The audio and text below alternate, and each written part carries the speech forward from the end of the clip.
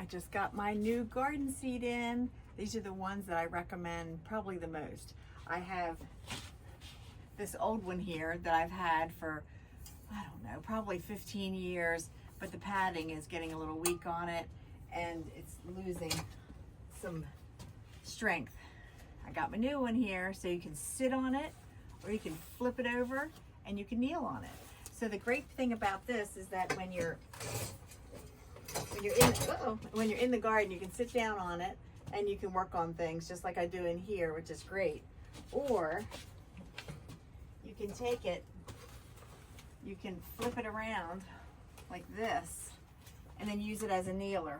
So if you can see me here, I can hold on to here and I can kneel down and work in my garden, and then I can use these railings to push myself back up.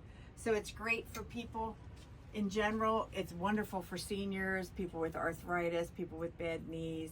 So it's a 2-in-1 and I love it. Another good thing about it too is you can put your tools in here and have your tools as you're going around the garden so you don't lose them. All right, have a great day.